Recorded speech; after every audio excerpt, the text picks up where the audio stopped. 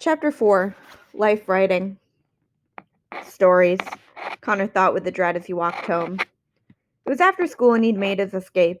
He'd gotten through the rest of the day avoiding Harry and the others, though they probably knew better than to risk him having another accident so soon after nearly getting caught by Miss Kwan. He'd also avoided Lily, who had returned to lessons with red puffy eyes and a scowl you could hang meat from.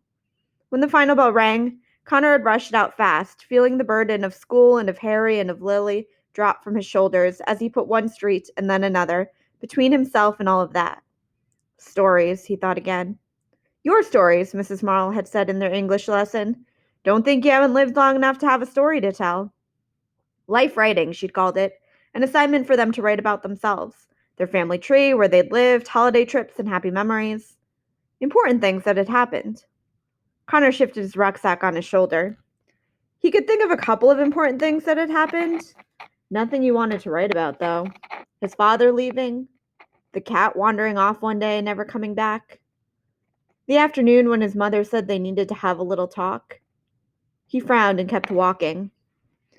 But then again, he also remembered the day before that day.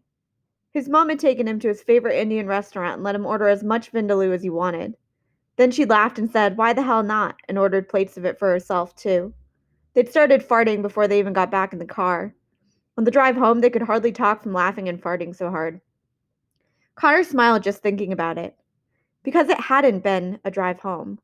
It had been a surprise trip to the cinema on a school night to a film Connor had already seen 4 times, but knew his mom was sick to death of. There they were, though, sitting through it again, still giggling to themselves, eating buckets of popcorn and drinking buckets of Coke. Connor wasn't stupid.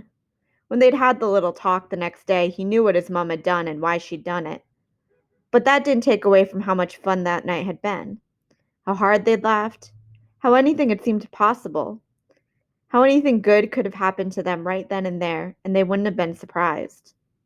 But he wasn't going to be writing about that either. "Hey," a voice calling behind him made him groan. "Hey, Connor, wait." Lily.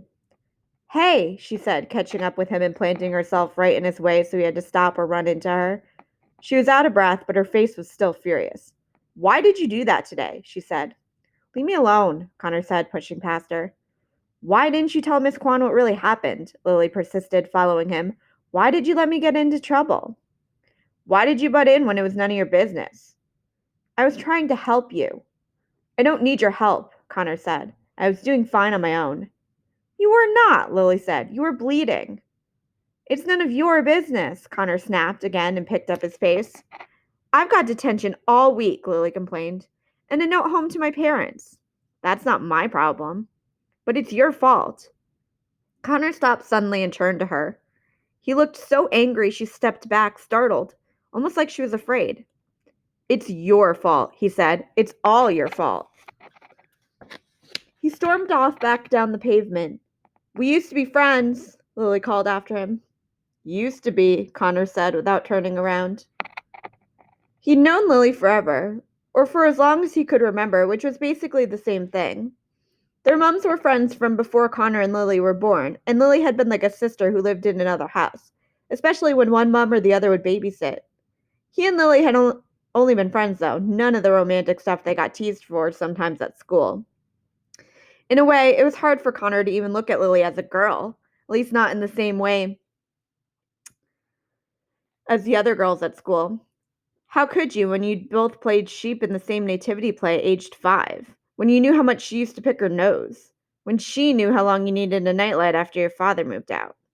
It had just been a friendship, normal as anything. But then his mom's little talk had happened, and what came next was simple, really, and sudden. No one knew. Then Lily's mom knew, of course. Then Lily knew. And then everyone knew. Everyone. Which changed the whole world in a single day. And he was never going to forgive her for that. Another street, and another street more, and there was his house, small but detached. It had been the one thing his mom had insisted on in the divorce, that it was theirs, free and clear, and they wouldn't have to move after his dad had left for America with Stephanie, the new wife. That had been 6 years ago, so long now that Connor sometimes couldn't remember what it was like having a dad in the house. Didn't mean he still didn't think about it, though. He looked up past his house to the hill beyond, the church steeple poking up into the cloudy sky, and the yew tree hovering over the graveyard like a sleeping giant. Connor forced himself to keep looking at it, making himself see that it was just a tree like any other, like any one of those that lined the railway track. A tree. That's all it was. That's all it ever was. A tree.